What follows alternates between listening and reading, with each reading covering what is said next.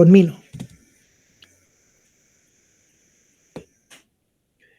Estamos.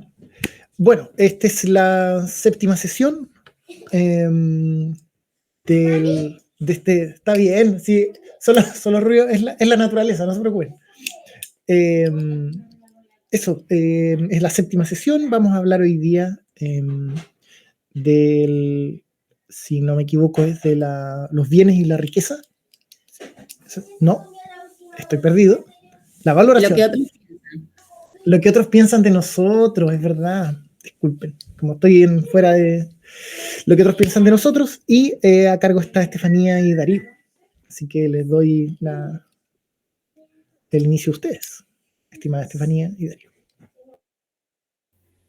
Bien, muchas gracias. Buenas tardes con todos. Ahora yo voy a compartir un pequeño material a modo de síntesis de lo que significa este capítulo de lectura que yo hago del capítulo número 7, lo que otros piensan, ¿sí? Ese capítulo está muy asociado, por lo que entiendo, lo que leo, con capítulos que ya hemos revisado, ¿no? Principalmente con el capítulo del juicio y de los externos. Y por ahí también el capítulo del placer y las riquezas. Pero prácticamente todo gira en torno a los dos primeros, por lo que va a ser bastante sencillo, bastante ágil también, ¿sí? Y bien, la lectura que se hace de este capítulo es qué se intenta conseguir o qué se intenta evitar en nuestro día a día, lo que constantemente nosotros estamos buscando, siendo personas que vivimos en un entorno determinado, en un contexto determinado, y siendo seres sociales, ¿no? Por un lado, todos de alguna manera buscamos conseguir la aprobación y la aceptación, ¿no? De las personas con las que convivimos, del lugar en el que estamos, por los trabajos que hacemos, ¿no? Y por otro lado, queremos evitar la crítica y el insulto, ¿no? Entonces, estamos buscando todo aquello que para nuestro entender es bueno para nosotros, mientras que estamos queriendo evitar lo que es malo o lo que aparentemente es dañino, ¿no? Entonces, todo el capítulo va a girar en torno a esos dos elementos que son producto de, como lo he mencionado ya, nuestra vida social, ¿sí? Es un problema de la vida social. Entonces, aquí tenemos algunas consideraciones generales. En el capítulo se revisa la forma estoica de ver lo que es la aprobación y la crítica, ¿no? O sea, cómo los estoicos observaban este interés por ser aprobados por los demás y por evitar cualquier crítica que podría mellar nuestro estatus o nuestro estado de ánimo, ¿no? También hay una examinación permanente de lo que es esta vanidad, el orgullo, ¿no? El deseo justamente de obtener una posición, de tener buenas opiniones con las cosas que vamos haciendo. Y también resalta esto que existe una búsqueda casi permanente de riquezas, de bienestar, de sentirnos bien, ¿no? Entre comillas, así como un trabajo duro para evitar perderlas una vez que las consigues. Entonces, todo eso tiene que ver con los externos, ¿no? De los cuales ya hemos hablado anteriormente. Y por otro lado, debemos recordar que los estoicos tienen una regla que es fundamental y es básicamente el desprecio por todos esos externos, ¿no? El desprecio por la conformidad, por lo que opina la mayoría de las personas, por estar mirando a los demás, por estar escuchando lo que ellos dicen. ¿Y por qué todo eso es un problema? Porque en su mayor parte, ¿no? Lo que estamos pensando, lo que decimos, lo que hacemos, la forma en la que actuamos, nos relacionamos con los demás, es justamente producto de convenciones, ¿no? Convenciones que son elementos sociales, convenciones que están hechas para poder encajar en el mundo en el que vivimos, ¿no? Entonces, esas convenciones resultan, siendo externos, ¿no? Resultan muy peligrosas si es que no las tomamos con pinzas, si es que no las analizamos bien. Porque el ser humano, como digo, en su mayoría va a seguir esas convenciones intentando encajar. ¿Y por qué intenta encajar? Porque la persona que se sale de la línea, ¿no? Le cae, ¿no? Es observada rápidamente va a ser sancionada incluso, entonces nadie quiere que eso le ocurra, ¿no? Entonces, por ello nosotros tenemos que preguntarnos por qué nos importa tanto lo que los otros nos digan, ¿no? O sea, ¿cuál es la razón, más allá de seguir la convención, por qué es tan necesario para nosotros estar al pendiente de eso?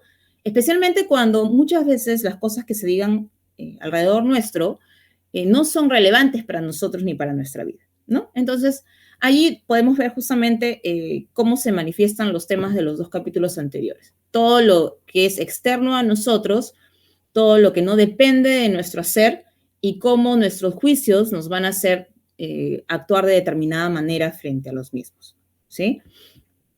Ahora, en el caso del libro, el capítulo 7 tiene 13 puntos distintos, ¿no? Como todos los demás capítulos.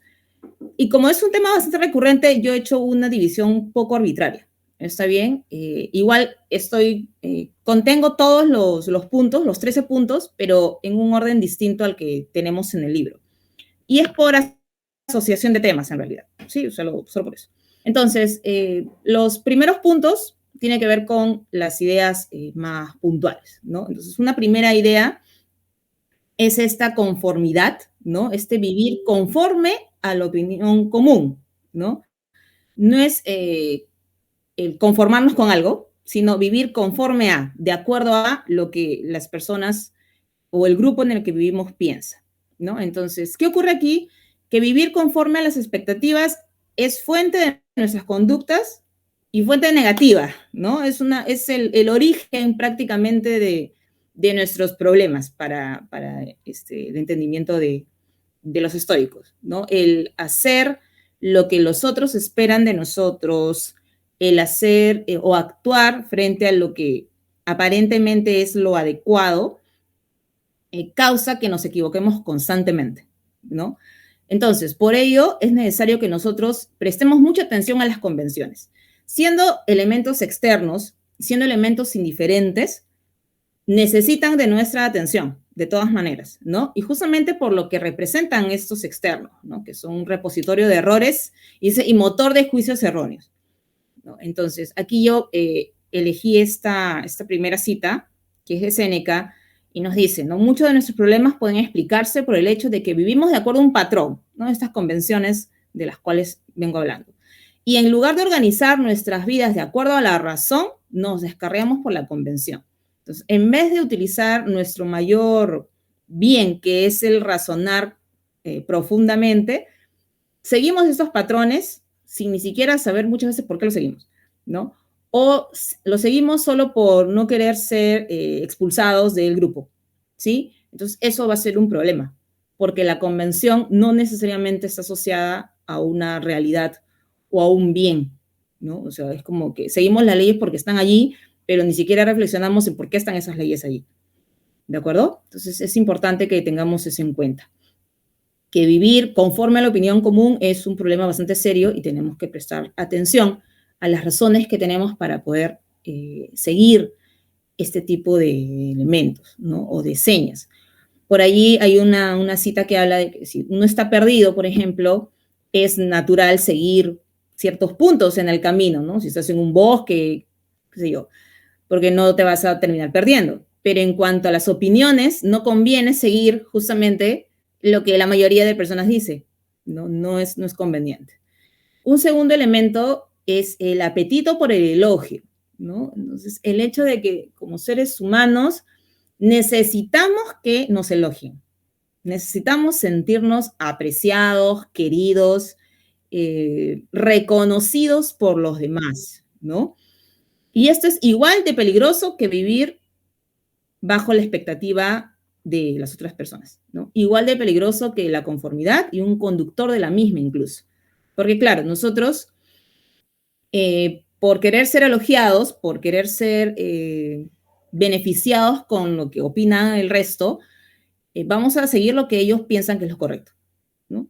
O sea, inocentemente podemos decir, no, bueno, pero si es lo que la mayoría hace y esta mayoría está bien, entonces yo también tengo que hacerlo, pues, ¿no? No quiero salirme del grupo, no quiero ser la oveja negra porque nadie quiere las ovejas negras. Entonces, es bastante peligroso, ¿no?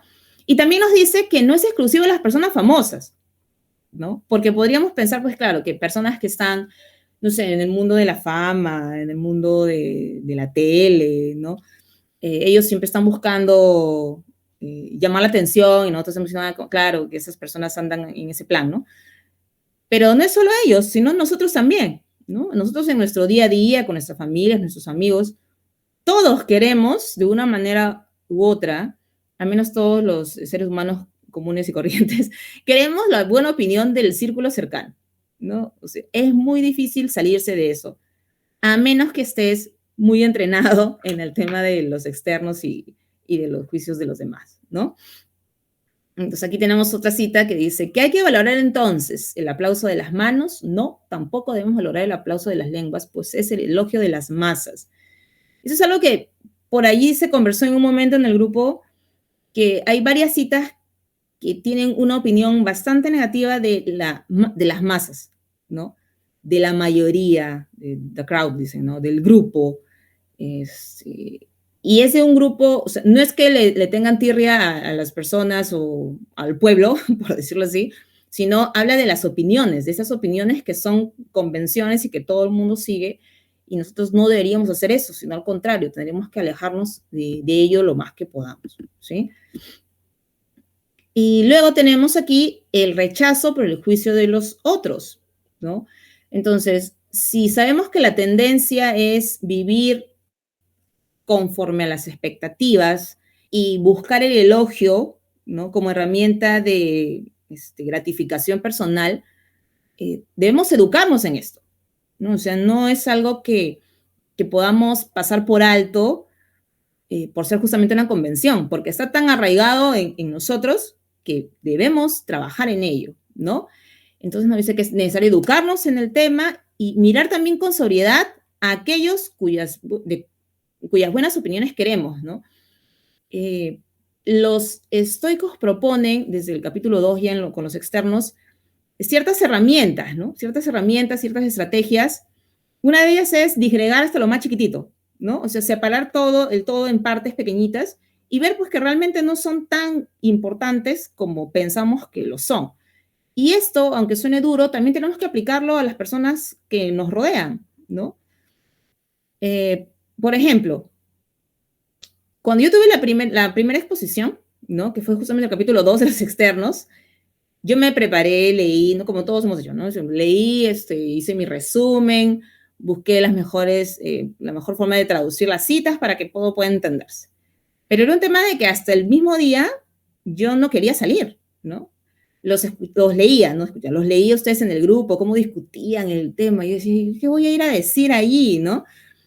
Y hay una cita en este capítulo que habla justamente de eso, ¿no? O sea, si una persona está preparada, ¿no? Ya se preparó, ya hizo todo lo que tenía que hacer, ¿qué más necesita, ¿no? ¿Cuál sería la preocupación?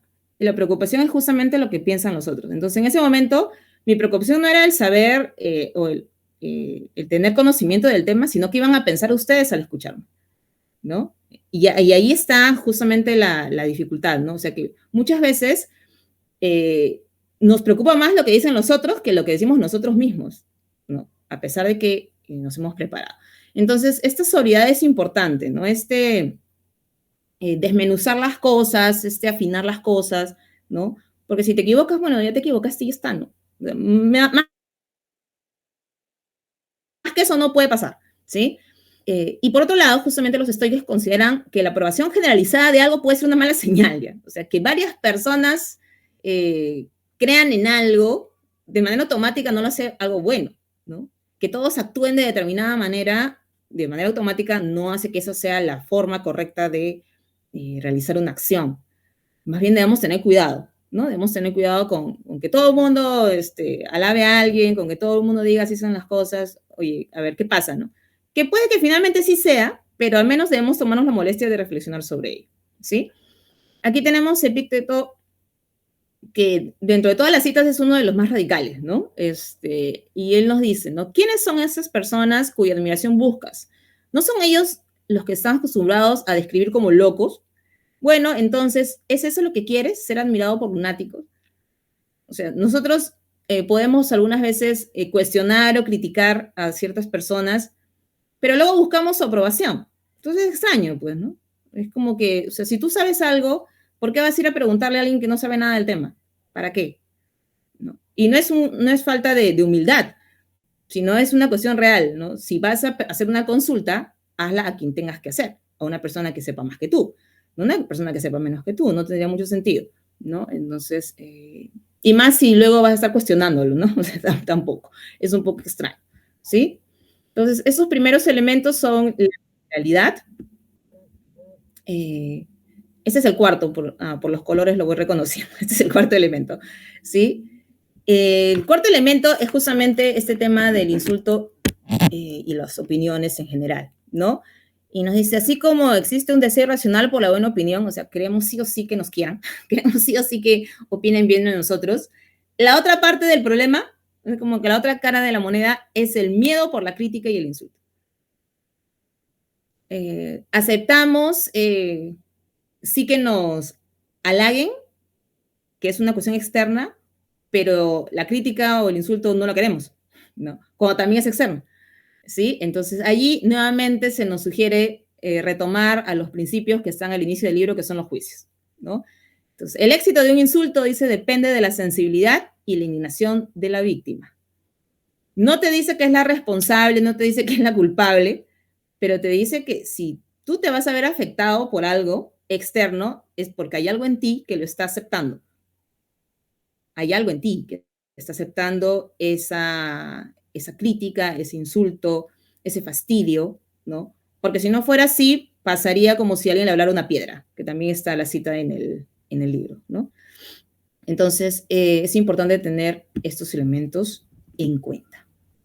Y bien, entonces, luego de haber de alguna manera sintetizado todas estos primeros numeritos en el capítulo, ya nos hablan, o lo pongo de esta manera, ¿no? O sea, tenemos el apetito por el elogio, tenemos vivir con respecto a la opinión de los otros, a la conformidad, a ese temor por el insulto, entonces, a todas esas convenciones.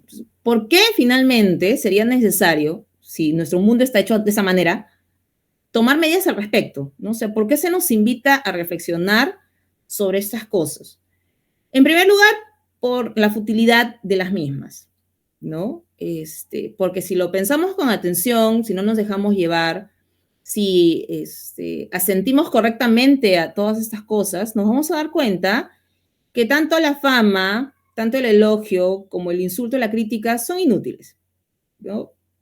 O sea, más allá que afectarte momentáneamente, si es que permites que te afecten, claro está, el asunto no va a durar, ¿no? No va a durar. Y pronto, como dice Marco Aurelio, te habrás olvidado de todo, así como todos se habrán olvidado de ti. Hay una parte que es mucho más radical que dice, al final todos nos vamos a morir, ¿sí? Porque te estás dándole tiempo a estas cosas y pensando en ellos y va a pasar, ¿no? Esa persona que te dijo esto, después de un rato se le va a olvidar posiblemente, ¿no? Entonces, ¿para qué le vas a estar dando tú tantas vueltas? No es algo que debe importarte tanto, ¿sí? Y por otro lado, porque si más bien aceptas esto, puede ser interminable, es un camino como que cuesta abajo y va a ser muy complicado salir de esa situación, ¿no? A menos que tengas que hacer un proceso bastante fuerte. Entonces, por eso lo dice allí, ¿no? Si empiezas a preocuparte, ¿quién va a detenerte? Te habrás hecho vulnerable a todo, ¿no?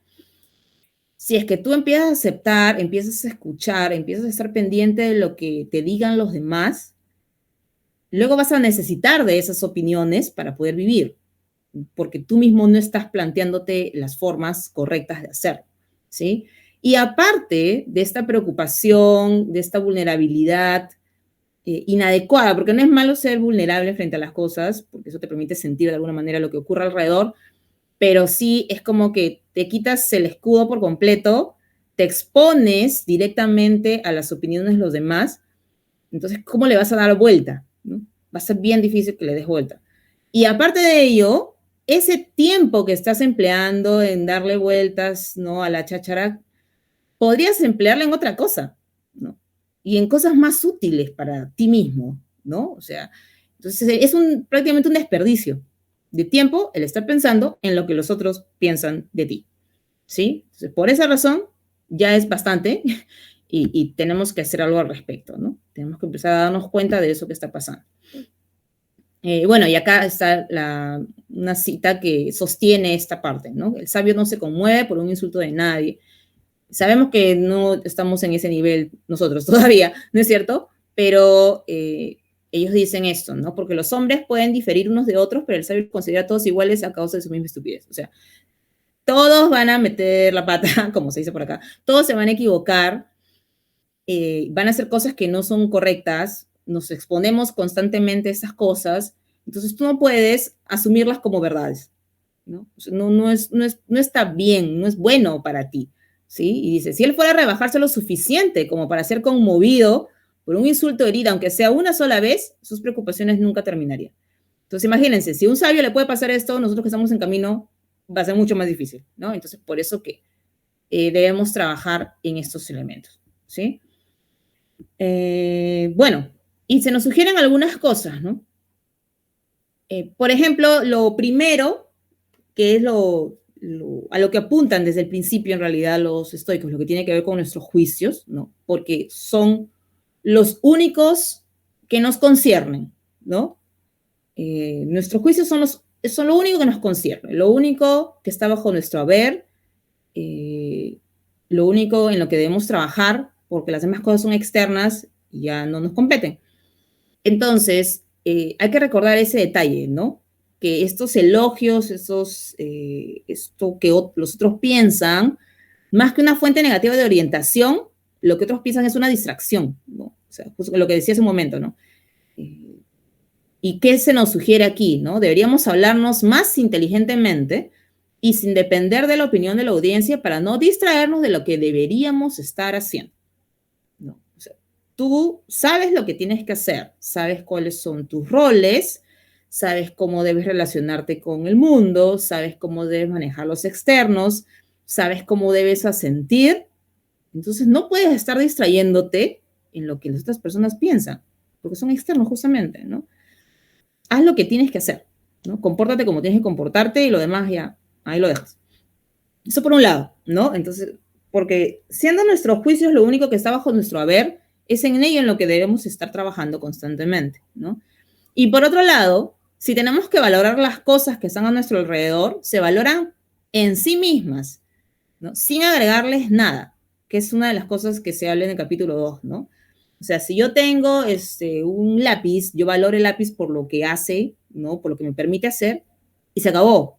No hay más allí, ¿no es cierto? Entonces, ¿por qué voy a estar agregándole cosas que no tienen nada que hacer, ¿no? Entonces, considerar las cosas por el bien que hacen en sí mismas en vez de su popularidad, ¿no?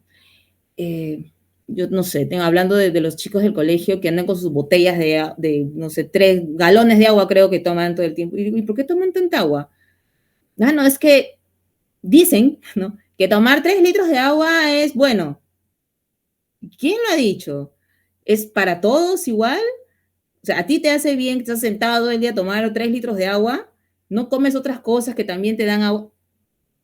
Ah, no, no sé. Ah, ya, entonces, ¿no? O sea, el agua es buena, es vida, claro que sí, nadie va a negarte que tomes agua.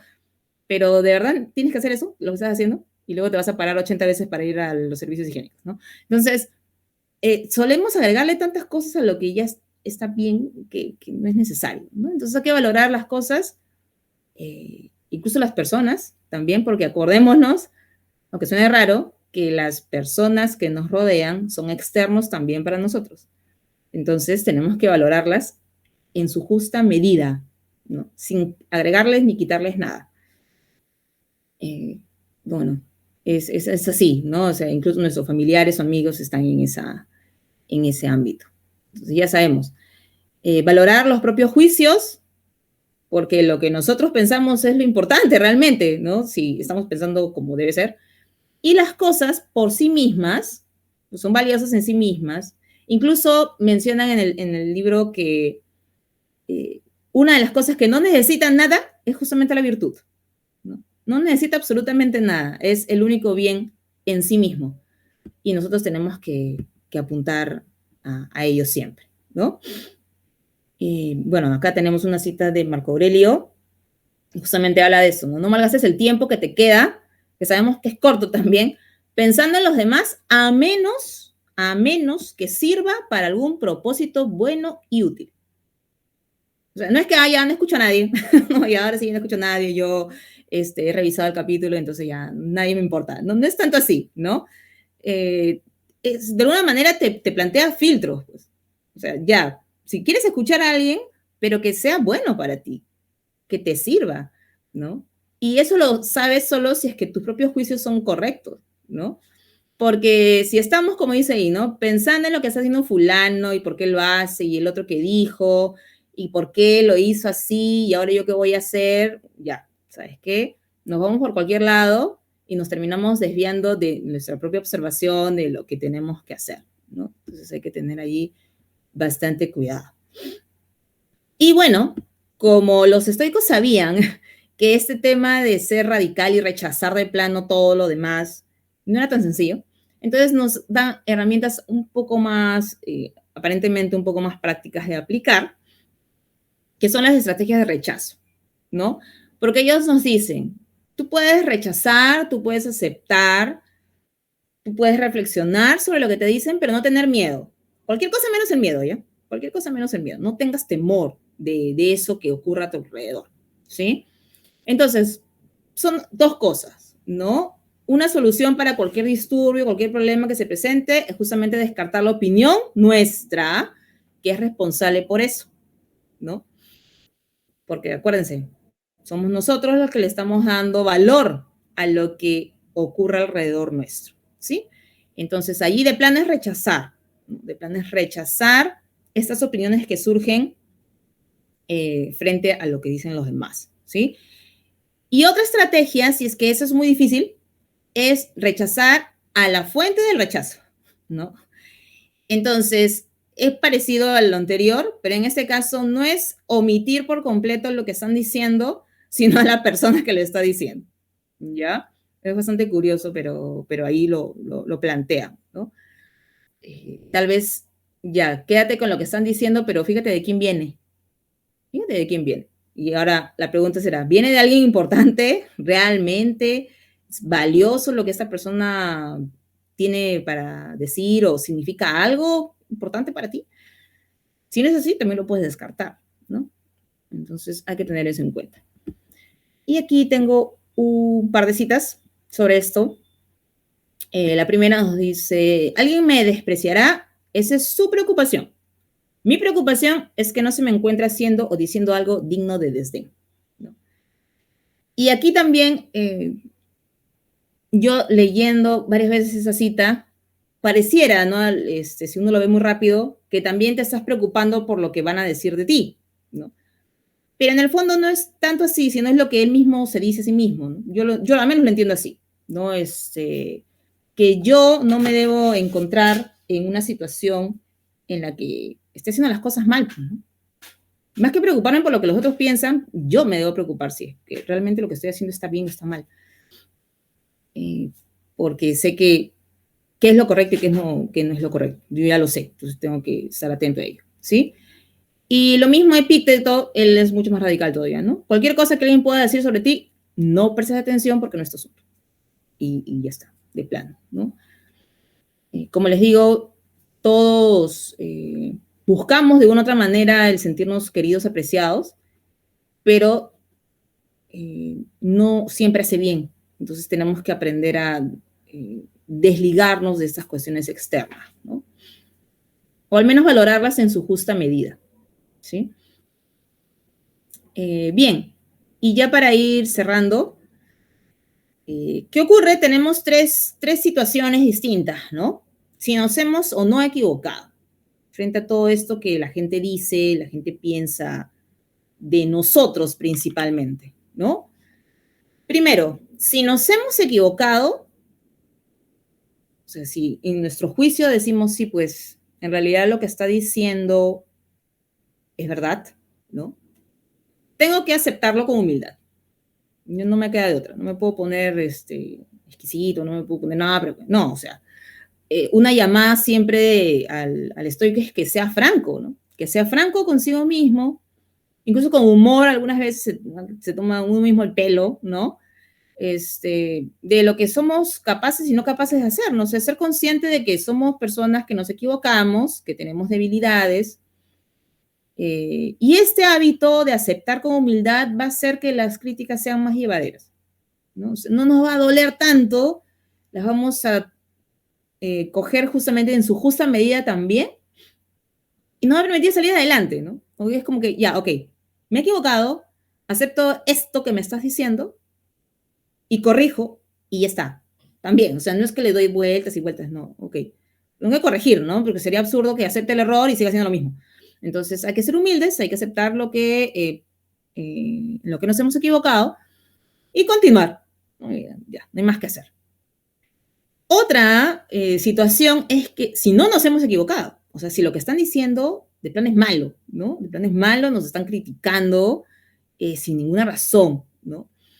Entonces, aquí debemos ser nosotros, aunque es bien raro, ¿no? O sea, el que está siendo víctima, de alguna manera, tiene que entender, ¿no? Tiene que entender que las personas no son malas por naturaleza, al menos la naturaleza real, ¿no? Más bien se equivocan, ¿no? O sea, actúan mal, cometen errores de juicios. Entonces nosotros que sabemos eso, tenemos que ser comprensivos, ¿no? Tenemos que comprender que esta persona no lo ha hecho, digámoslo, en su sano juicio. No sé en qué medida encaja esta palabra, pero creo que sí se me entiende, ¿no? O sea, en el sentido de que esta persona es que no está razonando bien, ¿no? O sea, si yo tengo que insultar a alguien, si yo tengo que ofender a alguien, porque no, algo mal está mal conmigo, ¿no? O sea, mi razonamiento no anda bien, ¿no? Entonces, si yo que estoy del otro lado entiendo eso, no voy a reaccionar frente al insulto, frente a la agresión, ¿no? Tampoco digo que te estén insultando y tú te quedes ahí escuchando, ¿no? Pero, o sea, entender, ¿no? Y ese entendimiento va a hacer que puedas separar rápidamente las cosas y no tengas una respuesta equivocada que pueda terminar perjudicándote a ti, ¿no? Porque el que sabe, como dice, ¿no? Una cosa es que peques sin saber, pero si tú sabes, ya, cuidado, ¿no? O sea, tú no puedes cometer el mismo error, ¿sí? Y por allí hacen la comparación con las personas que tienen, por ejemplo, alguna discapacidad física, ¿no? Si somos pacientes con una persona que no escucha, si somos pacientes con una persona que no puede ver bien, ¿por qué no vamos a ser pacientes con una persona que no razona bien? Porque también es una capacidad el poder razonar. Más bien, deberíamos ser más pacientes todavía, ¿sí? Y por otro lado, hay que ser empáticos y poder perdonar, ¿no? Esto si es que, tanto como si nos hemos equivocado, o sea, si el juicio que nos hacen, si la opinión tiene cierta verdad, como que si no, ¿no? Como si ha sido inadecuado y nos están diciendo cosas malas de plano, ¿sí? Debemos ser empáticos, debemos tratar de comprender, que esa es la parte más difícil, ¿no? Porque, claro, si es que alguien dice algo de mí y tiene razón, ya, yo me puedo aguantar, ¿no? Yo digo, ya, bueno, está bien. Pero cuando no tiene razón, eso me duele más todavía, porque digo, pero ¿por qué me dices eso si no tiene razón? Pero es porque yo estoy aplicando algo allí, ¿no? Entonces, debemos evitar justamente esos juicios y entender, por eso que lo subrayo ahí, ¿no? Que nadie quiere estar equivocado a propósito. Nadie, ¿no? O sea, ninguna persona racionalmente hablando quiere equivocarse adrede. O sea, hay algo que está mal allí. Y por lo tanto, nosotros debemos ser empáticos y tener la capacidad de perdonar, ¿no? Y, como diría Elsa, dejar ir, dejar ir. Y por aquí tengo, me parece un par de citas también. Con esto ya estoy terminando. Y dicen, ¿no? Si escuchas que alguien ha hablado mal de ti, no pongas excusas por lo dicho, sino responde. Evidentemente, él no sabía de mis otras faltas o no hubiera hablado solo de ellas, ¿no? Ese es en el caso del ser humilde y aceptar pues, que nos equivocamos, ¿no? Y por otro lado, tenemos la otra cita que dice, cada alma está privada de la verdad contra su voluntad. Y lo mismo, ¿no? También la justicia, el autocontrol, la bondad y todo lo demás. Entonces, es necesario tener esto en cuenta siempre, porque ese ese darse cuenta que el otro no lo hace a propósito, sino porque no sabe cómo hacer las cosas, te va a permitir a ti ser más amable y poder comprender y poder finalmente perdonar, ¿no? Que, ojo, no es, insisto, ya, entonces yo te perdono y dejo que sigas ahí dando vueltas alrededor mío, fastidiándome. No, es simplemente mantener, si tienes que mantener a la distancia, mantienes distancia, nadie te dice que no lo hagas, ¿no? Pero lo principal es mantener la distancia mental, creo yo. O sea, que no dejes que esto que te dicen te afecte porque sabes de dónde proviene, ¿no? Sabes de dónde proviene. Y así, bueno, como le dije al principio, ese capítulo iba a ser, a mi parecer, un poco más pequeño porque va cerrando varias cosas. Es una manera distinta de mirar tal vez esto de los juicios y de los externos con lo que opinan los demás. Entonces yo me quedo con eso, ¿no? Que vivimos en un mundo en el que las convenciones van a estar siempre allí y debemos nosotros aprender a manejarlas, ¿no? Para que todo esto que se dice no nos afecte y no nos desvíe de nuestros roles y del cumplimiento que tenemos de esto que vamos aprendiendo, ¿no? Y la paciencia que podemos tener, como lo mencioné hace un ratito, que nadie quiere equivocarse a propósito. Entonces, eso puede ser un punto de partida si nos repetimos constantemente eso, ¿no? Es lo que él está diciendo, él lo entiende así, ella lo está viendo así, es su nivel de razonamiento, ¿no?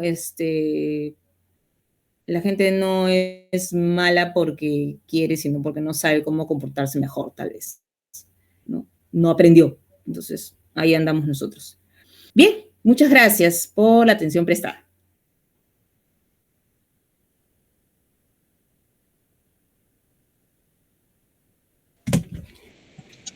Eres lo mejor, Estefanía. Y,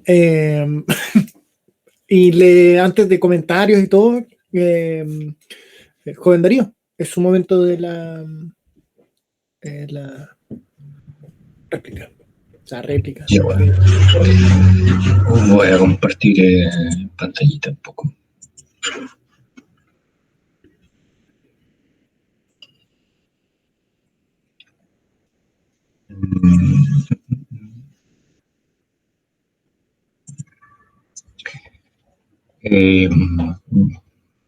Me tocó hacer la correlatoría de este tema y agradezco harto la oportunidad porque creo que es un tema que se puede usar mucho en la vida y creo que el estoicismo tiene esa gracia que es algo, a diferencia de otras filosofías, que es algo muy aplicable. Yo quise abordar poquitos puntos, o sea, remarcar pocos puntos porque la brevedad no es lo mío y quería evitar hablar en exceso. Lo voy a intentar, lo mejor de mi parte. Y son tres temas que me gustaría subrayarlo, básicamente, que es uno, sobre opinar sobre los otros.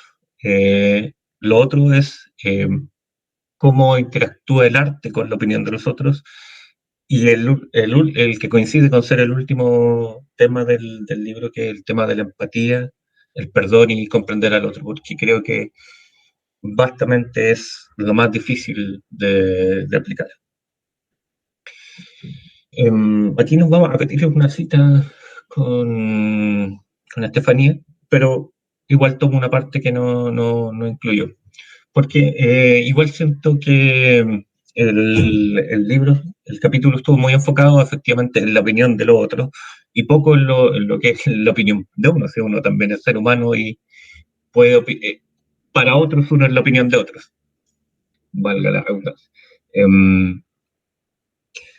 Y yo creo que tristemente por nuestra educación latinoamericana, aquí tenemos muy malas costumbres, hemos sido muy mal enseñados en este aspecto. Me gustaría leer la segunda parte de la cita conviene por consiguiente que en el encadenamiento de tus ideas evites admitir lo que es fruto del azar y superfluo, pero mucho más lo que es inútil y pernicioso.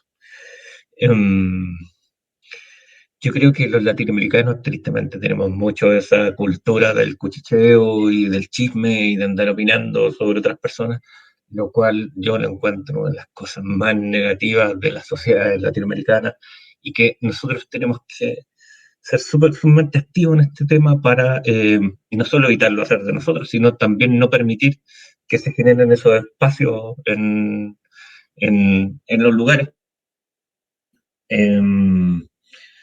Yo creo que en particular me toma muy cercano esto, porque eh, mi mamá es terrible, terrible. Oh, y hay muy pocas personas tan chismosas como ella.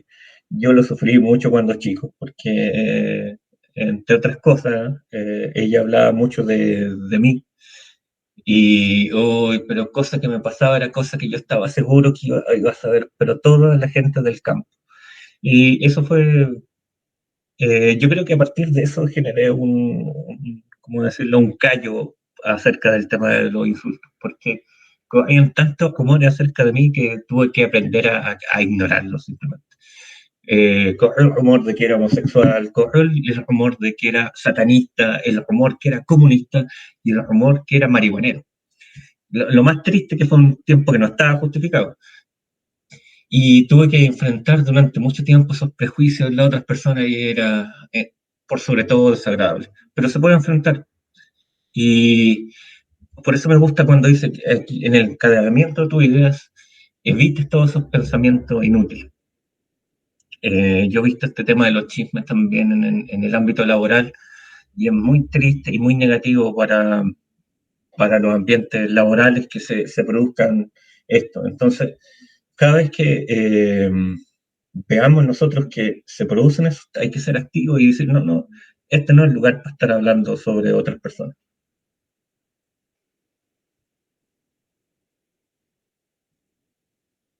El arte y la opinión de otros. Creo que esta cita, no sé si la dijo Estefanía igual, pero creo que esta la tenemos bastante adecuada porque en inglés la encontraba un poco compleja. Esta es, ¿quién no estará consciente o quién no puede estar de acuerdo de aquello que no se piensa ni bueno ni malo, le parece equivalente al sabio como le parecería a cualquier otra persona? El sabio no presta atención a lo que otros consideran vergonzoso o arruinado. Él no camina con la multitud, tal como los planetas realizan su camino a través o a pesar de los torbellinos del cielo. Él camina en contra de la opinión del mundo. Esto lo quiero enfocar porque tristemente para el artista, sobre todo para los que son artistas manuales o visuales, por así decirlo, pensemos en pintores, músicos, escultores, etcétera. Tristemente sí le importa la opinión de los otros, porque tristemente si alguien quiere ganarse la vida ejerciendo un arte, tiene que, tiene que gustarle a otras personas. Y eso me imagino que para un artista de verdad tiene que ser sumamente terrible, o sea, porque un artista de verdad haría su arte pese a no recibir ningún beneficio de esto. Yo creo que un artista de verdad lo haría. Y aquí tengo unos cuantos ejemplos de casos en los cuales ha pasado. Entendiendo como artista a cualquiera que se dedica a hacer su labor, llevarlo a la excelencia, ojalá a la perfección. Yo creo que un caso súper triste es el caso de Vincent Van Gogh, que dejé ahí una pinturita de él, que pese a que hoy día se considera que es un genio, en su tiempo apenas creo que vendió un solo de los cuadros y vivió una vida súper miserable. Y eso no es lo ideal, no es lo ideal, o sea, porque es muy fácil decirle a un artista, sí, sí, vive por tu arte, perfecciona que no te importa lo que dicen otros, pero la vida no es tan fácil, la vida no es tan fácil. Y yo creo que lo que podemos aportar nosotros, y que le estuve dando vuelta a esto, es que no hay que irse solamente en el apoyo a grandes artistas, por ejemplo. sino que siempre estar atento a lo que son los talentos jóvenes, los artistas de nuestra ciudad, de nuestra comunidad, y no valorar tanto, no sé, por los que son artistas más conocidos y, no sé, por la misma entrada para ir, no sé, a ver a Paul McCartney, podría ir, no sé, a ver 5 o 6 artistas eh, que sean de tu misma ciudad, por ejemplo. La opinión pública muchas veces ha sido sumamente nefasta. Insisto, tengo un montón de ejemplos, quizás le podríamos dar un par de vueltas después. Me gustaría mencionar dos en particular, para no extenderme mucho. El primero es el caso de Alan Turing, que es bastante curioso porque a él, no sé si lo conoces, es el que sale en la película del Código Enigma, el que ayudó a descifrar esa máquina de códigos nazi. Pero de hecho yo lo valoro más por otras cosas. Tiene un principio, la prueba de Turing, que sirve para saber si comprobar si una máquina piensa realmente o no. Él era homosexual y en ese tiempo en la Inglaterra todavía conservadora, era considerada una desviación. Y al ser público que le pasó eso, lo obligaron a tomar una terapia hormonal para supuestamente sanar esa desviación, lo cual lo sumió en una depresión que al final llevó a su suicidio. Y ahí uno ve lo nefasto que puede ser la opinión de otro. El otro caso es el de Spinoza, que fue excomulgado por la comunidad judía, y lo cual le llevó un montón de complicaciones y al final a una muerte prematura. La empatía, el perdón y el comprender al otro. Es que esto es lo más difícil de aplicar realmente. Hoy día me tocó un caso súper, como mencionó Alfonso al principio, estábamos con votaciones y cosas así. En un momento me pasó algo muy latinoamericano, muy latinoamericano, que fue que yo me subí en un bus rural para ir al sector de campo, del cual todavía tengo mi registro electoral allá. Y en el mismo bus, en la misma micro, se subió un vendedor ambulante de remedios ilegales. Ay. Pocas cosas más latinoamericanas. Y el compadre, fuera de estar ejerciendo una actividad ilegal, se puso a opinar de política. Y yo hace mucho tiempo que no escuchaba una ignorancia tan soberbia. A mí tengo que aceptar que me hizo mal escucharlo, no fue agradable porque, bueno, le voy a pegar un palo gratuito a la democracia, es que pensar que personas como él votan cuando no, es evidente que no tienen claro nada, es que hace dudar mucho de la democracia y uno trataría de pensar, ¿qué puedo hacer por esta persona? Y no, es muy difícil. Es muy difícil. Pero yo igualmente tengo como diría incluso que es fe. La fe de que efectivamente las personas no eligen ser malas, sino que tienen concepciones, creencias, ideas equivocadas. Y que eso lo llevan a creer que lo que están haciendo está correcto cuando no está correcto. Y si alguien hace el mal, yo creo que se está perdiendo mucho. Es que es un poco errada la idea que quiero expresar ahora. Pero yo creo que la sociedad humana tiene muchos problemas porque tenemos que estar eh, al cuidado o defendiéndonos de los otros, porque sabemos que los otros pueden ser malos. Yo creo que si la sociedad humana, nosotros pudiéramos tener como la confianza que el otro es naturalmente bueno, que va a atender, que efectivamente está intentando hacer lo que él considera bueno y que ojalá coincidiera con lo que uno mismo piensa como bueno, yo creo que viviríamos en una sociedad completamente diferente. O sea, sí, eso es lo que más me pesa quizás de la sociedad actual, que yo creo que el ser humano podría convertir este planeta en un paraíso, básicamente.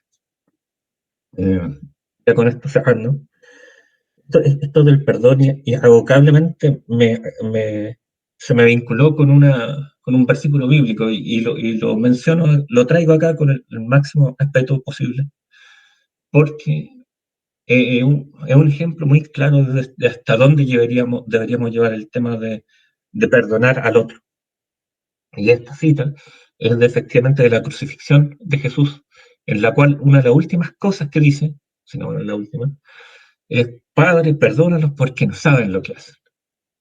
Y yo creo que ahí hay algo en esas frases, yo creo que hay algo muy importante del mensaje que quería transmitir. Y yo ahí lo vinculo mucho con Marco Aurelio, o sea, se me confunden un poco los ánimos de esos personajes. Que dice en una cita: es una peculiaridad del hombre amar incluso a los que tropiezan.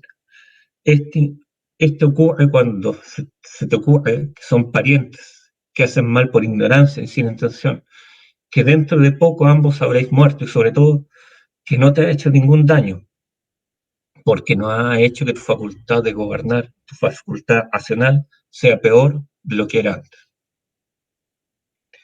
Y estos serían los comentarios que iba a hacer. Estuve pensando mucho si era pertinente incluir este poema. Tiene que ver, pero no sé si completamente. Pero yo creo que cualquier excusa es buena para leer un poema. Este es Sí, de Rudyard Kipling.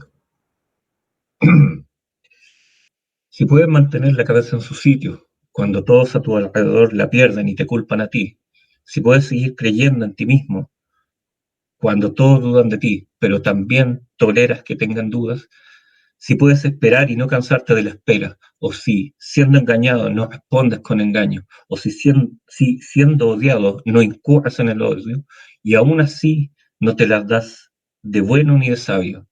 Si puedes soñar sin que los sueños te dominen, si puedes pensar y no hacer de tus pensamientos tu único objetivo, si puedes encontrarte con el triunfo y el desastre y tratar a esos dos impostores de la misma manera, si puedes soportar oír la verdad que has dicho tergiversada por villanos para engañar a los necios, o ver cómo se destruye todo aquello por lo que has dado la vida y arremangarte para reconstruirlo con herramientas gastadas, si puedes apilar todas tus ganancias y arriesgarlas a una sola jugada y perder y empezar de nuevo desde el principio y nunca decir ni una palabra sobre tu pérdida, si puedes forzar tu corazón, tus nervios y tendones a cumplir con tus objetivos mucho después de que estén agotados y así asistir cuando ya no te queda nada salvo la voluntad que le dice asistir. Si puedes hablar a las masas y conservar tu virtud o caminar junto a ellos sin menospreciar por ello a la gente común. Si ni amigos ni enemigos pueden herirte, si todos pueden contar contigo pero ninguno es eso. Si puedes llenar el implacable minuto con 60 segundos de diligente labor, tuya es la tierra y todo lo que hay en ella. Y lo que es más, será su nombre, hijo mío. Espero que le haya gustado mi comentario y no haya sido excesivo. Lo intenté hacer lo más breve posible. Gracias.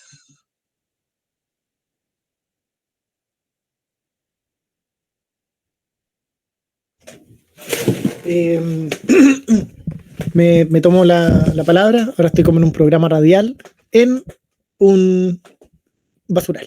No, el primero que todo quisiera agradecerles a Estefanía y Darío. Hicieron, creo que de las mejores presentaciones que hemos visto en estas 7 sesiones, como precisión, poesía, de verdad hermoso. Me encanta el nivel que hemos tenido, como el que hemos llegado como de conocimiento de estoicismo y también la libertad de nosotros de tomar lo que estamos leyendo y darle un sentido que cada quien lo está haciendo. Así que primera cosa, así como agradecerles enormemente. Y abrir la palabra, está lo siento, está el joven Epicuro y el joven Andy narcisista. Somos pocos, así que yo creo que no. Si queremos usar la manito, bienvenidos, pero también abro el micrófono para cualquiera.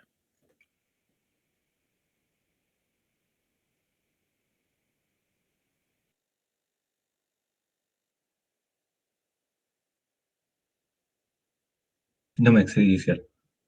Lo entendí. Para nada.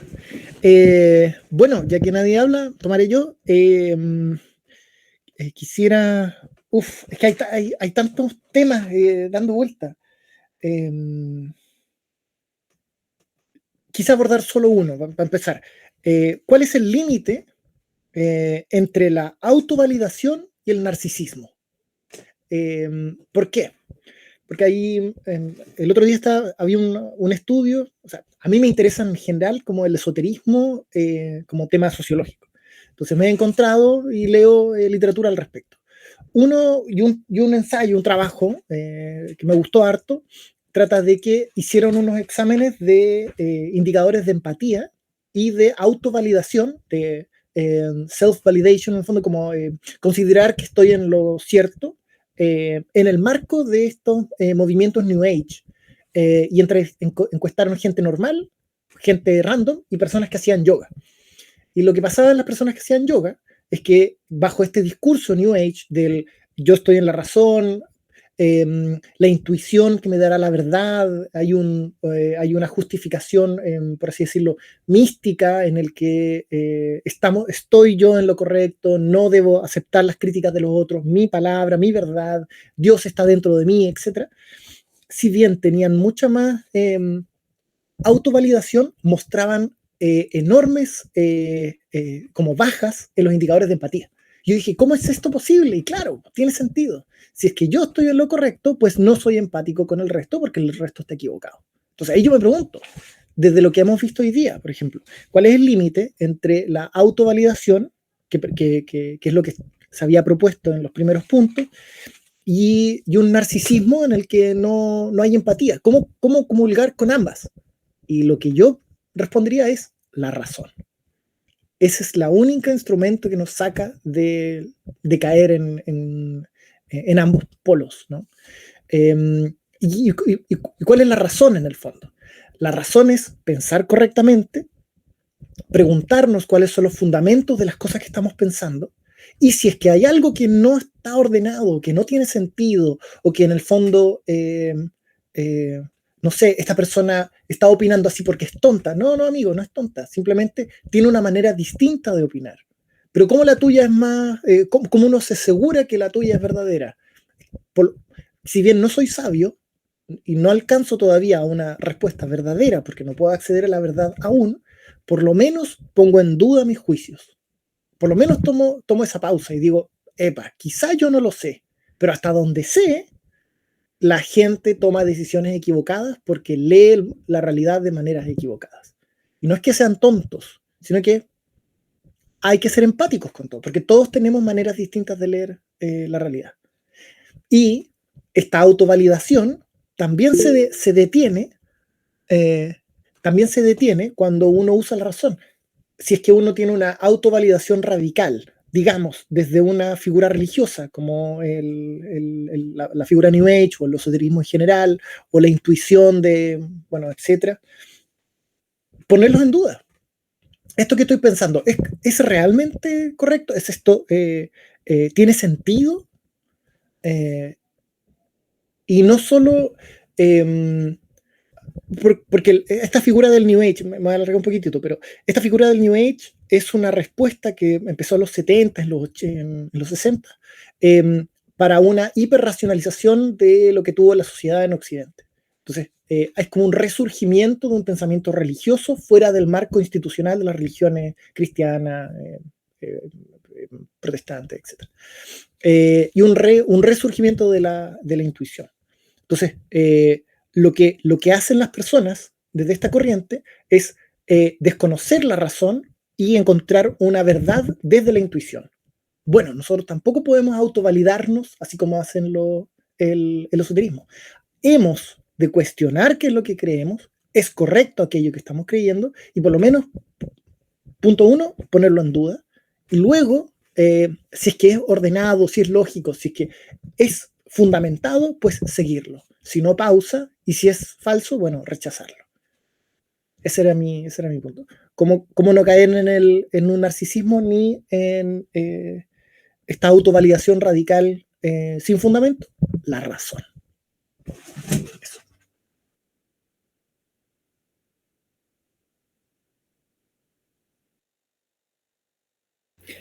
Pienso por las demás citas de este capítulo, como lo mencioné, que hay una crítica muy fuerte a la opinión de la mayoría, a la opinión del grupo, a la opinión de la masa, ¿no?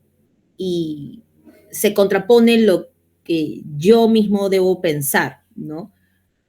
Pero claro, si vemos quiénes son las personas que han dicho esto, pues todos son sabios, ¿no? Entonces, nosotros debemos también ser, creo, conscientes del nivel en el que estamos, como tú lo mencionas, porque apuntamos a eso, finalmente, ¿no? Si nosotros apuntamos a eso, debemos ser conscientes de los errores que podemos cometer en nuestros propios juicios e ir perfeccionándolos, ¿no?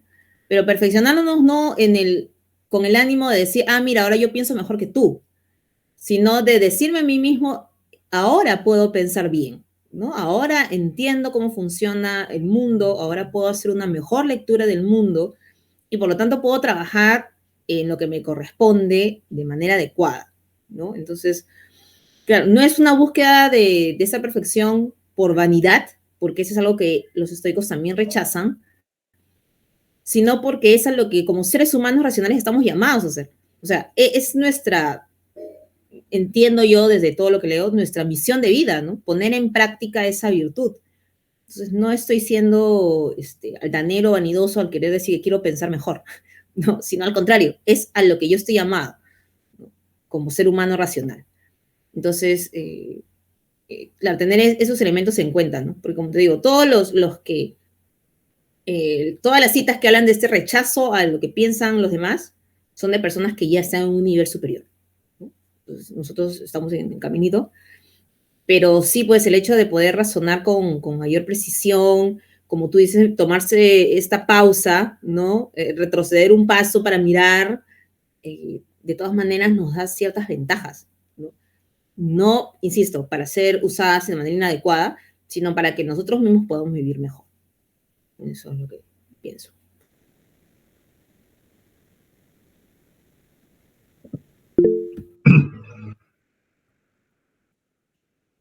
Sí, brevemente. Es bien complicado ese tema de no caer en el narcisismo. A mí personalmente me pasa, un poco fluctuante mi opinión interna sobre mí mismo. Yo creo que he sido el que me he dicho las mejores palabras, pero también el que he sido más duro conmigo mismo. Creo que es bueno ambas cosas.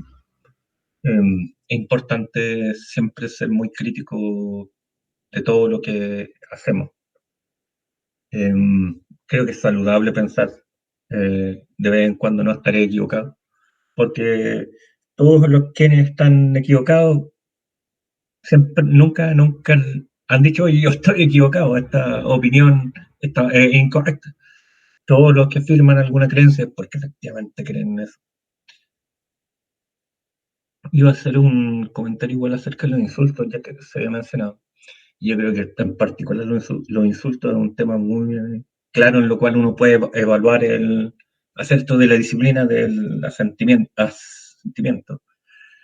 Evaluar lo que se están diciendo. Es decir, oye, en realidad, no sé, si me dicen, es que cuando usaban contra mí el asunto de la homosexualidad, es que yo debo decir, ojalá, ojalá, pero yo sabía internamente muy bien que tenía una preferencia clarísima por las mujeres, entonces, ¿qué importa lo que diga otro?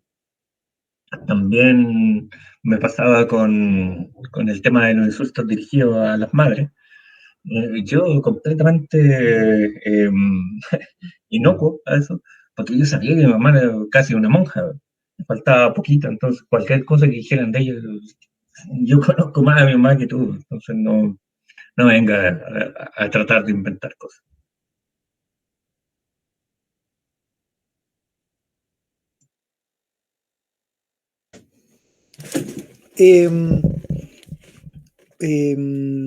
Ya. Otra antropologicismos. Hay una rama que se llama la sociología de las emociones, y uno de los pilares fundamentales es que, debatido por supuesto, pero uno de los como acuerdos generales es como hay sociedades que están vinculadas a la vergüenza y sociedades que están vinculadas a la culpa. Los cristianos, todos estamos vinculados a la culpa como emoción principal, como emoción social primaria, por así decirlo. Cuando nos equivocamos, de los castigos que sufrimos, tiene que ver con la culpa. No estamos a la altura de las expectativas de otras personas, pero una interiorización de que lo rompí y estoy roto yo. Esto, ya sea que Dios, no puedo pagar este acuerdo con Dios, o que soy de algún modo, bueno, eso, tengo culpa y tengo que remediarlo. Y los japos, por ejemplo, y Asia en general, tiene una sociedad vinculada a la vergüenza. No estar a la altura de las expectativas de otros, pero no porque yo esté roto, sino que caí mal en esto, lo hice mal, hay un tema del honor que no está cumplida, etc. ¿No? Bueno, son emociones distintas, la vergüenza y la culpa. Y sin embargo, todas las sociedades, o todos los individuos, mejor dicho, todos los individuos, nos vinculamos con la sociedad y aprendemos como el reforzamiento negativo, desde una de estas dos emociones. El problema es que cuando somos niños, y todavía ahora, la vergüenza y la culpa son emociones como universales, están ahí siempre dando una vuelta. Cuando uno dice una palabra equivocada, cuando parece que no voy a ser tan inteligente como pienso que soy, cuando alguien va a ver que en verdad no tengo tantas cosas como debería tener, o que soy más viejo de lo que, no sé, podría ser más joven. Hay una serie de relatos que uno se hace a sí mismo. Y que lo que a mí me parece increíble del estoicismo es que reconoce estos relatos, ya sea que provengan de la culpa o de la vergüenza, como simplemente relatos. Y esto es una propuesta como muy antigua en el tiempo. A mí me asombra que estos estén planteando bueno, filosofía griega en general plantea esta figura del nomos y las reglas de naturaleza, pero desconfiar del relato del público, la opinión común. Una de las consecuencias típicas del desconfiar de la opinión común pasa a ser el aislamiento. O sea, si a mí se me exige, ya sea por culpa o por vergüenza, que o sea fuerte o bonito o exitoso o algo, y no estoy a la altura, el renegar del mandato social generalmente nos constituye como un paria, ¿no? Nos separa del grupo. Ya, si no estás jugando los juegos que todos juegan, cuando llegue el momento de jugarlo vas a perder. Y vas a ser considerado el tonto del grupo porque no sabes jugar el juego, porque no te interesa ese juego. Aunque el juego sea irracional, aunque jugarlo sea tan caprichoso como cualquier otro juego, bueno, etc. Y al no jugarlo quedas fuera. Y pienso que la salida que ofrece el estoicismo a mí me parece increíble. Es como, amigo, si quieres jugar a los juegos de la gente, está bien, porque son solo juegos. Vas a perder, pero perder o ganar al final del día o al final de todas nuestras vidas es igual de fútil, igual de inútil que se te haya aplaudido en el concurso de baile o que se hayan reído de ti en el concurso de baile. Todos al final del día vamos a morir. Al final es un concurso de baile y se van a olvidar de tu nombre. Incluso tú te vas a olvidar de que en el concurso de baile no bailaste bien. Esa figura del reconocerlo como un juego, a mí me encanta, porque no te aísla. No haces este rechazo radical a no participar de los juegos de la sociedad. Cosa que sí ocurre, por ejemplo, en los cínicos. Los cínicos sí dicen que los juegos de la sociedad son tontos. Radicalmente. Hay que devaluar la moneda, salir de esos espacios. La gente va al teatro, salir del teatro. La gente va a comprar ropa, salir de comprar ropa. La gente le encanta las cenas, bueno, pues comer lo mínimo, ¿no? En cambio, el estoico dirá, oye, ¿vamos a una cena? Pues vamos. No voy a huir de las cenas, ni las voy a perseguir. Pero si hay una cena, pues vamos. Si puedo escoger, escogeré lo más racional, lo más saludable, lo más, no sé, lo que tenga que ver con mi presupuesto, con mi estilo de vida, etc. Más, no voy a aislarme, porque también hay otros principios que están dentro del estoicismo. El cosmopolitismo, la oikeiosis, el participar de la sociedad toda, el ser un ciudadano completo de la polis, etc. Entonces me gusta esto, como reconocer que son juegos falsos, pero puedes jugarlos igual. Y sin embargo, a estos que juegan estos juegos falsos, hacerles bien. Bueno, eso.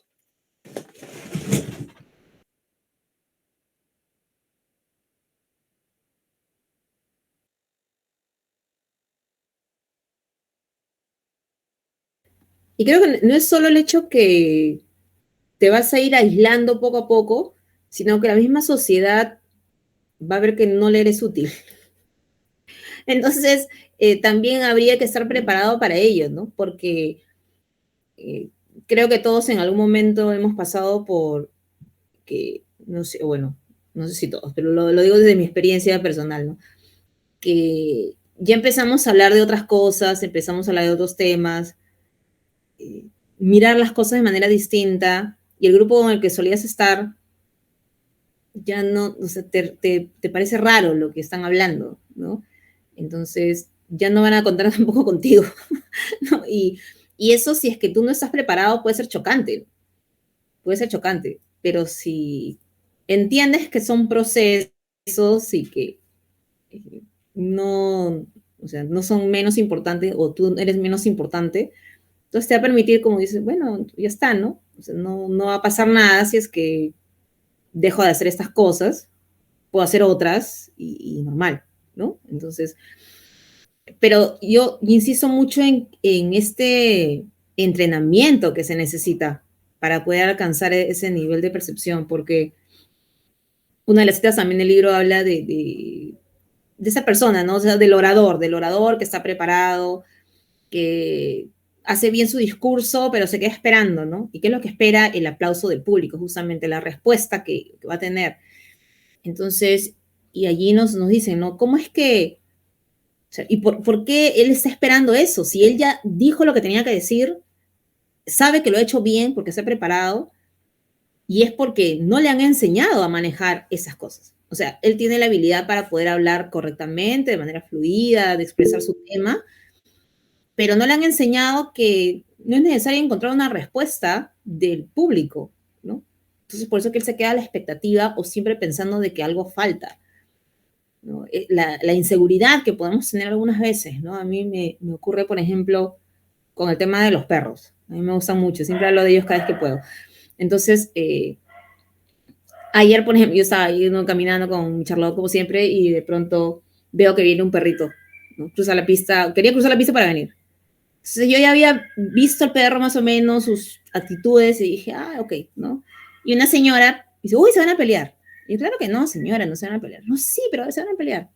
No, no se van a pelear. Pero cuando empieza a venir el perro, yo dije, uy, ojalá que no se peleen, porque siento que voy a quedar mal, ¿no? En lo que estoy diciendo. Pero efectivamente llega y juega, que es lo que yo esperaba. Y digo, pero ¿por qué dudas tanto si tú sabes, ya conoces un poco más esos animales? Te puede sorprender, claro, ¿no? Porque finalmente son animales, pero tú sabes, entonces, ¿por qué dudas tanto, no? Y creo que eso nos pasa siempre por la inseguridad, ¿no? La inseguridad y eso de que de todas maneras estamos al pendiente de lo que pueda decir el otro y cómo eso me va a afectar, ¿no? O sea, poner en duda lo que yo sé, lo que pienso, lo que creo. No por el ánimo de cuestionarme y ver si está bien mi proceso, sino por temor. Los estoicos siempre están con eso, ¿no? Acepta, rechaza, date tu tiempo, pero no tengas miedo. No tengas miedo, porque ese temor es siempre paralizarte, ¿no? Y al final no haces nada.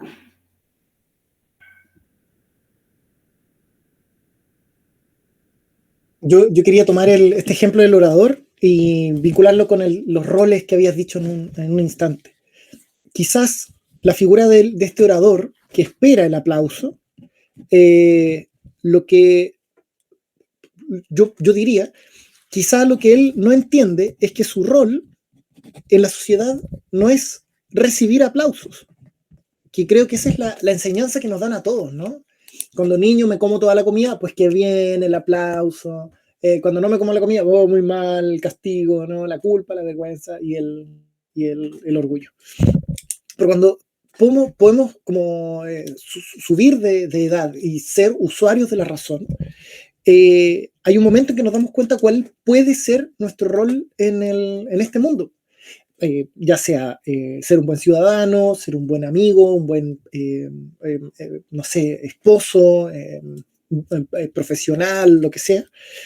Y creo que lo que aquí está pasando es que este orador todavía piensa que su rol en la vida es recibir aplausos, porque bueno, no, cualquiera, o sea, incluso uno, ¿no?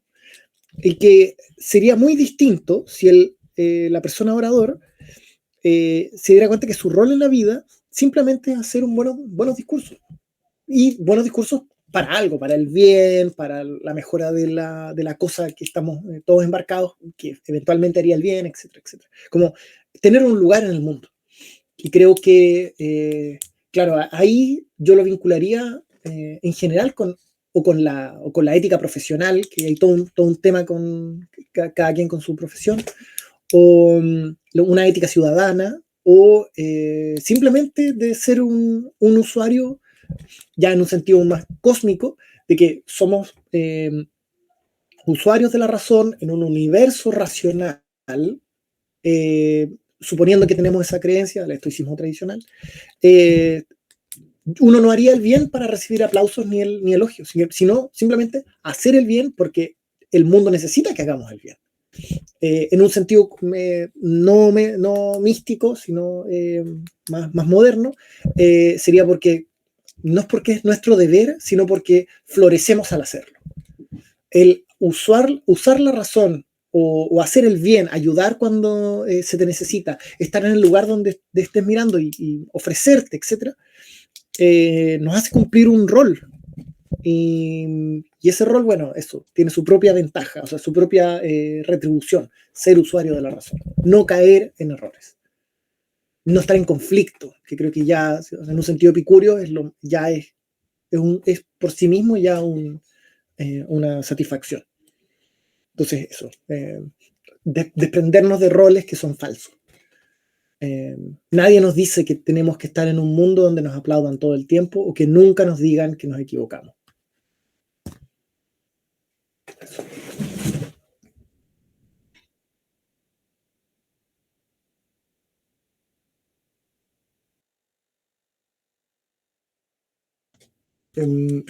Quisiera como extender un poquitito en que hoy en día igual vivimos en un mundo mediado, hace 30 años más o menos, 20 años que Internet, 30 años se inventó, hace como 15, 20 que está ahí dando vueltas, duro, y en los últimos 5 o 7 años, que es la mitad de la vida de los adolescentes, el mundo es opinión, es la locura. Como yo me he visto mirando internet y valorando las cosas como aparecen. Que esta persona es, no sé, que atlética, que esta persona es más bonita, o que viajes tiene, envidiar su, no sé, lo que sea. Y me parece que es muy complicado buscar desprendernos, desligarnos de una vida desligarnos de la opinión si es que estamos tan inundados de opinión. Y el mundo se gira en torno a esto de las opiniones. ¿Cómo se valora esta cosa? Todos los estudios de mercado son eso. Hace 50 años que los estudios de mercado trabajan la opinión pública. Transformar lo que las personas creen del producto para que el producto sea más atractivo. Es la locura. Es dificilísimo. Eso quería decir. Complicado.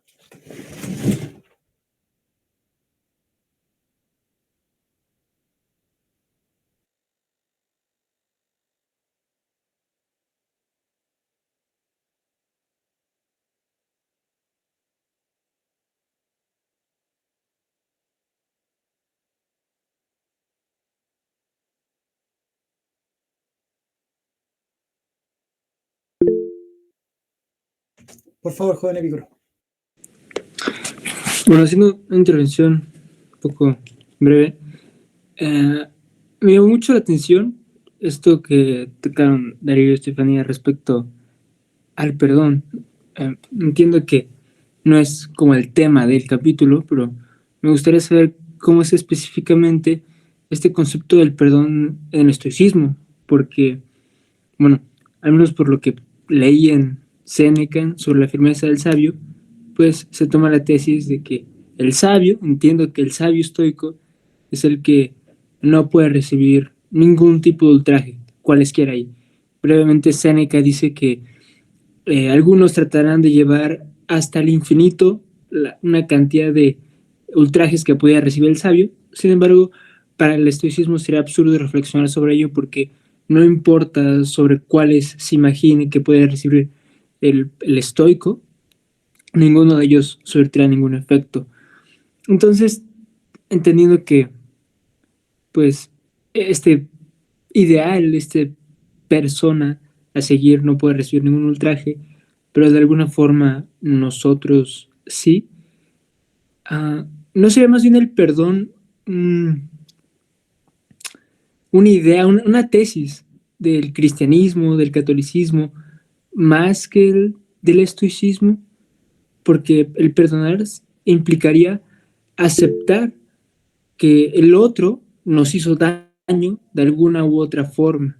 Y está bien, o sea, no estoy diciendo que no tengamos que perdonar o optar por esta acción. Incluso en el catolicismo se dice, perdona y ama a tus enemigos, como aceptando que ellos de alguna u otra forma te hicieron daño. Pero Séneca dice muy poéticamente, si se quiere ver, que el mal de ninguna forma puede dañar al bien, que esto es incluso lógicamente incoherente. Entonces, no sé, atiendo la opinión o los juicios que pudieran ejercernos sobre nosotros. Entiendo que en determinadas etapas o edades de nuestras vidas o situaciones emocionales nos pueden afectar en mayor o menor medida.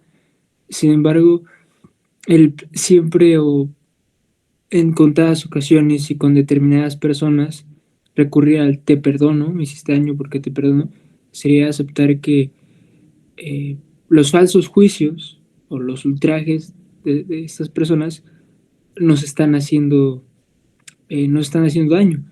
Incluso Séneca en ese mismo texto lo hizo muy cómicamente, a mi parecer, que cuando otra persona haga un comentario respecto a tu físico y que éste tenga coherencia con la realidad, lo aceptes, así sin más. Entonces, pues era más que nada referente a eso. No sé, que me causa bastante duda el cómo se maneja el perdón en el estoicismo. O sea, lo repito, entiendo que de alguna u otra forma hemos sido educados para perdonar a los demás, para perdonar a quien nos hace daño. Sin embargo, el aceptar consecuentemente, al menos recurrentemente más bien, el daño a los demás, de alguna u otra forma nos hace más frágiles. Y con decir frágiles, Séneca lo hizo muy bien, no se refiere a inamovible o indestructible, sino que a pesar de no haya efectos negativos sobre nosotros. Eso era todo. Yo la primero porque había levantado la mano primero, nada más. Yo creo que, tal como dices, yo creo que es importante reconocer que el estoicismo es previo al cristianismo. Ese es como el punto central. Esto empezó en el 300 a.C. Y muere en el 180 después de Cristo con la muerte de Marco Aurelio. Pero todo este gran, enormísimo proceso, si bien dialogan con el cristianismo y el judaísmo, etc., se supone que el amigo Zenón era de origen semita, y hay todo un debate, pero digamos que el estoicismo es previo al estoicismo, o sea, el estoicismo es previo al cristianismo. Por tanto, este perdón, para mí, debe quedar en un marco externo al cristianismo. Es como, ¿cómo ponerlo en perspectiva? ¿Qué pasaría si un japonés le diera su perdón a su hijo, ellos estableciendo un diálogo desde el estoicismo? El japonés, en una cultura centrada en la vergüenza, le diría, hijo, no has puesto en vergüenza el honor de nuestra familia. Fin. Porque su patrón cultural es otro. Vamos, la pregunta ahí que correría, la pregunta segunda es, ¿deberíamos nosotros renunciar a nuestro patrón cultural de la culpa que ya está universal? Y bueno, ahí hay que verlo. Si todos tenemos esta herencia cristiana, creo que es imposible sacárnoslas de encima, pero por lo menos podemos ponerla en duda y ponerla en pausa, sacarla de momento.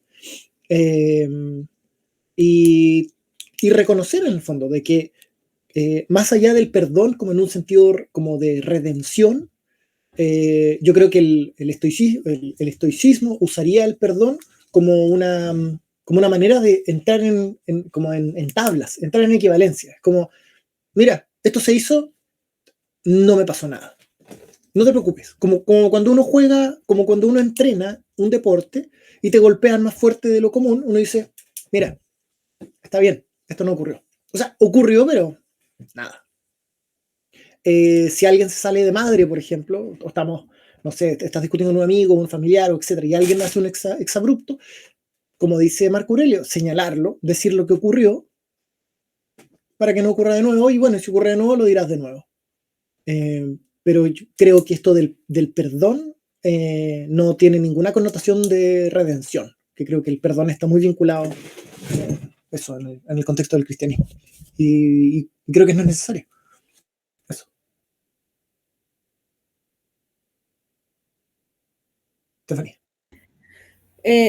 Sí, hay una de las citas en la que mencionan el tema del perdón, y yo también lo entiendo como entendimiento del otro, entendimiento de las razones por las cuales el otro se ha equivocado y que tú también eres capaz de equivocarte en esos mismos términos en algún momento. Entonces tienes que justamente hacer eso, comprender, ¿no? Porque la cita es una de las últimas. Entonces dice, no, o sea, cuando alguien te hace daño de una manera, considera el entendimiento del bien o el mal que causa que te esté haciendo daño, ¿no? O que esté diciendo cosas que no corresponden, se me ocurre, ¿no? Entonces como tú ya tienes un conocimiento de lo que es bueno y lo que es malo, simplemente deberías tener lástima, ¿no? Porque sabes que él se está equivocando, porque está pensando de manera inadecuada. Entonces, no sorprenderte ni enojarte, ¿no? Pero, y como tú posiblemente tienes el mismo entendimiento que él, o sobre lo bien y el mal, entonces en ese caso deberías perdonarlo, dice, ¿no? Pero es eso, es que tú comprendes las razones por las cuales él actúa así, sabes que en algún momento también podrías cometer el mismo error, entonces ahí lo dejas, ¿no? O sea, ya no te vas a enojar por eso, ya no te vas a enojar por eso. Es el punto el que mencionan por ahí, el tema del perdón. Y claro, no es un perdón cristiano, ¿no? Como ya lo explicó. Se quedó sin batería. Pero puede cerrar, entonces.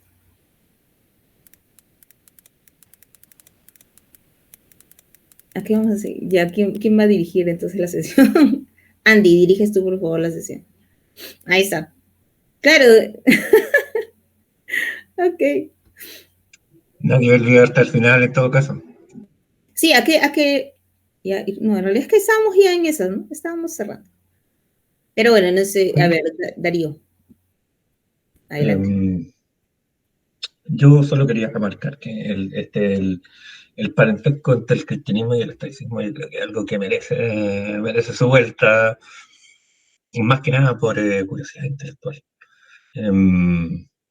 Surgieron, sobre todo si hablamos del cristianismo, no del judaísmo, surgieron en básicamente la misma fecha histórica, de hecho también con nuestro querido epicureísmo y con el escepticismo. Y porque efectivamente comparten el hecho de que fue una época difícil para la humanidad. Fueron unos periodos de crisis en los cuales se necesitaban de una u otra manera filosofías que dieran salida, porque habían problemas que enfrentar. Por eso yo creo que son, en particular el estoicismo y por otro lado el cristianismo, se han vuelto a estar como presentes en la sociedad, porque también creo que actualmente estamos en una situación que se siente como de crisis.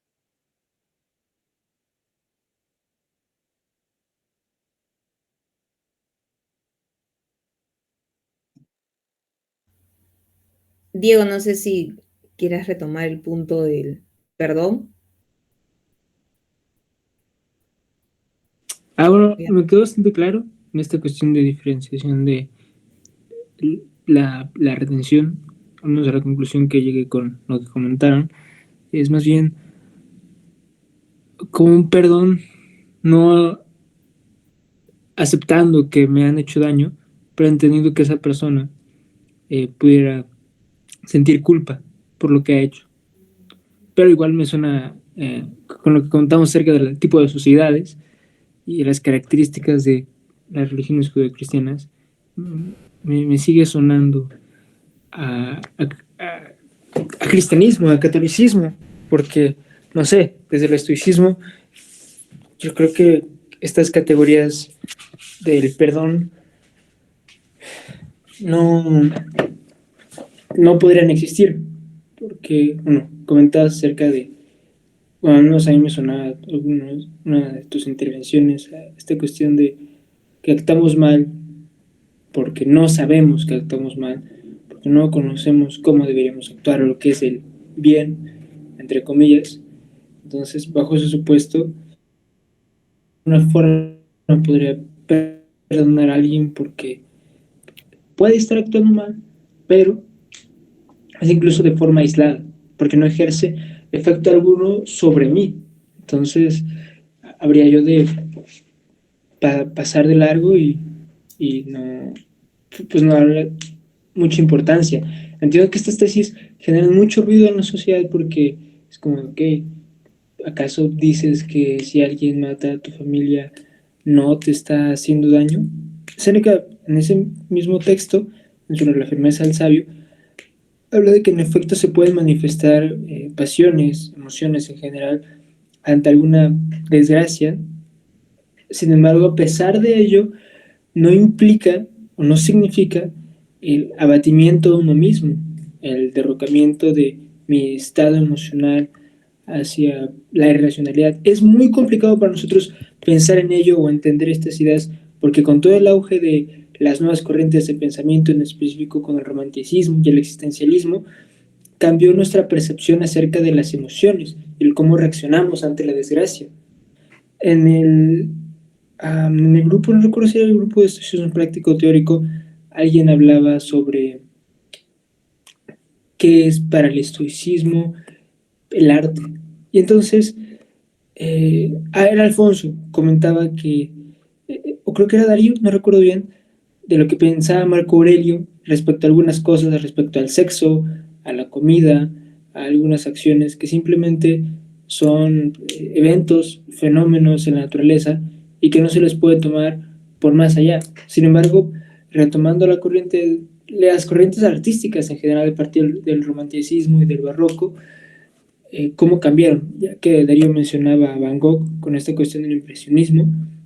Para Van Gogh y otros impresionistas, el arte y en específico la naturaleza y la vida en sociedad era más que lo que podíamos ver con nuestros ojos. Un paisaje era más que solo un paisaje. Una persona bebiendo café en un barrio francés era más que eso que estábamos viendo. Y entonces me iba a preguntarme, quizás alejándonos un poco sobre el tema, si el estoicismo es de alguna forma contrario al mundo artístico, porque ya le estaríamos dando un valor que de alguna u otra forma no está ahí. Es más como una forma de interpretar las cosas. De hecho, es como lo que está pasando con el arte moderno, en el que de alguna forma cualquier cosa que pongamos en una galería la podemos tomar como arte. Cuando Marco Aurelio te diría, bueno, al menos por lo que se lee en ese fragmento de las meditaciones, que el David, tomado como expresión artística, y una taza de baño tomado como expresión artística, tienen el mismo valor, porque solo son cosas. Entonces, simplemente es como dejándola ahí. Si el estoicismo es, ¿cómo sería el arte en el estoicismo? ¿Cómo sería la vida? O sea, creo que hoy en día por esta cuestión de vive la vida o cómo tienes que experimentar la vida, su felicidad, sus colores, sus sabores, todos sus matices, de alguna forma se chocan con el estoicismo a la hora de entender la realidad, porque si queremos actuar conforme a la naturaleza, racionalmente, virtuosamente, hemos de leer correctamente a la realidad. Y leerla desde estos puntos de vista artísticos es ver las cosas de otra forma. Eso es en sí mismo el arte, que un fenómeno en la naturaleza lo interpretes de una forma distinta. Eso es el cubismo, el surrealismo, el impresionismo, el arte moderno de Andy Warhol. Interpretar la realidad de una forma que no corresponde y que no goza de verdad.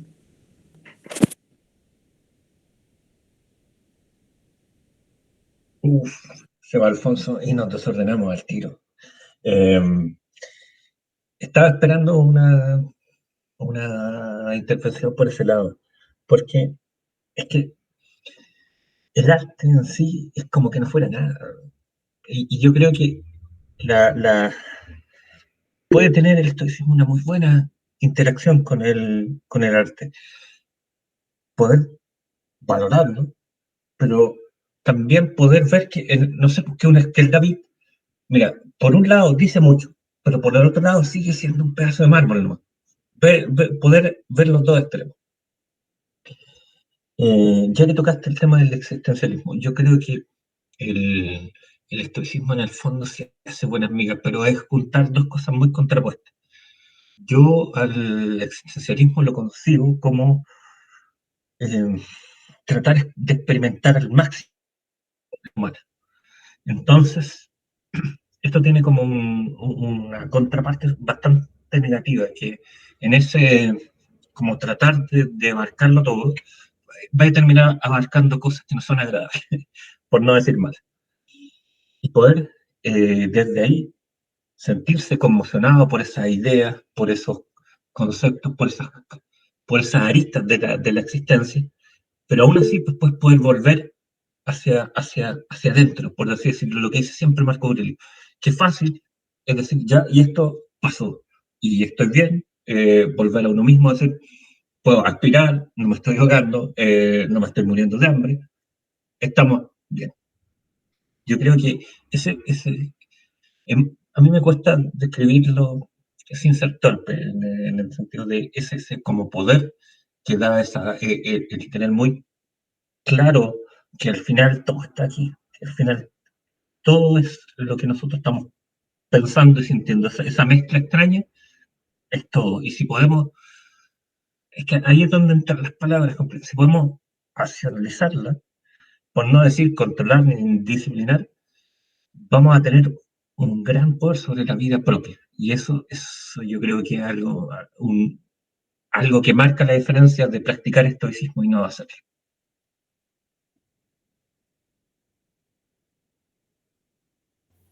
Sí, si me permiten regresar, porque si no se van por la tangente. Yo creo que no hay o sea, ese temor o lo que entiendo, ¿no? ¿Cómo calza el estoicismo en esta época? Pues recordemos que no hemos dejado de ser seres racionales. Finalmente, incluso la sensibilidad frente a cuestiones artísticas o naturales son producto de nuestro razonamiento. El que yo pueda apreciar la belleza de un atardecer o disfrutar de una taza de café es producto de mi razonamiento también, ¿no? Porque si no, ¿qué otra cosa sería? ¿No? Un animalito en el campo no hace eso, ¿no? Entonces, no es que esté tan alejado, no es que, no sé, porque siento que vemos el estoicismo como una cuestión, pues, radical, de que, como si el pensamiento fuera una cuestión, no sé, alejada de nosotros cuando es nuestra vida, ¿no? O sea, nosotros somos seres racionales, entonces, no entiendo o no veo esa contradicción, que es difícil porque se apela mucho a estimular los sentidos, nada más, como si eso fuera lo único, tal vez, ¿no? Porque claro, todo lo que está a nuestro alrededor utiliza mucho el tema de llamar nuestra atención muy por encima. pero para eso estamos nosotros, pues, ¿no? Para poner la pausa y seguir reflexionando sobre cómo actuamos, cómo nos movemos en este mundo y así. Entonces, yo no creo que se aleje tanto, particularmente. Diego, no sé si... Pues, bueno, dos comentarios. Quizás habría que entender, era una pregunta extremadamente difícil, el por qué se hace arte, por qué se tiende a buscar lo artístico. Ya ni siquiera lo bello, en sí lo artístico, porque creo que lo bello ya es un tema más complejo que quizás trasciende el tema de lo artístico. Y lo segundo es, relacionado ahorita con el primer punto, que la razón es diferente de la capacidad de computar información. Algo muy característico del ser humano es nuestra capacidad para encontrar patrones y crear patrones en fenómenos aparentemente indistinguibles. Uno de ellos hay un algoritmo que se conoce como del vuelo de los pájaros, en el que en el siglo XX, a mediados del siglo XX, un informático encontró la manera de entender cómo y por qué se daba el vuelo de los pájaros. Entonces, a partir de esto lo que él hizo fue crear un patrón de predicción sobre el vuelo de los pájaros. Entonces, ¿por qué traigo esto a colación? Bueno, simplemente para remarcar que lo que hizo este informático fue eso, algo que hacen los seres humanos, encontrar patrones o creer que hay patrones. Incluso eso ya tendría más un sesgo. Es como, no sé si alguna vez les pasó, que en la noche vean un bulto o algo que le encontraron una forma. Generalmente eran monstruos, como se interpretaba. Hay un nombre para este fenómeno, no lo recuerdo, en el que se crean formas casi humanas o muy recurrentes a nuestro día a día, como algún animal o incluso lo que se haya visto en alguna película, algo por el estilo. Pero el punto aquí es si el estoicismo te diría, bueno, no, el arte, el mundo artístico no puede ser antagonista. Creo que sí es, no recuerdo si es, pero no puede ser antagonista al ser humano porque es parte de su naturaleza. Y al ser parte de su naturaleza, por lo tanto, está bien hacer arte. No sería una cuestión irracional. Pero, repito, o sea, habría que, no, quizás no estamos en condiciones de hacerlo, pero habría que analizar esta cuestión de cómo y por qué surge el arte. Porque, bueno, se ha visto que en otras especies se puede asumir que están haciendo arte, pero no tenemos la evidencia de que en efecto hay una disposición y las implicaciones necesarias para decir tal o cual cosa es arte. Un ejemplo es Aristóteles concebía el arte como la técnica de la realización de cualquier actividad. Para él era exactamente lo mismo un médico que un arquitecto, que un escultor y un poeta, porque estos cuatro personajes realizaban una actividad que los llevaba hacia la excelencia. Entonces, desde su punto de vista, cualquier actividad que hagamos que nos acerque a la excelencia sería una actividad en sí mismo artística.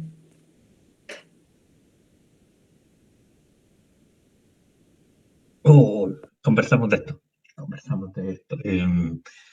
Es complicado porque yo creo que son dos cosas diferentes.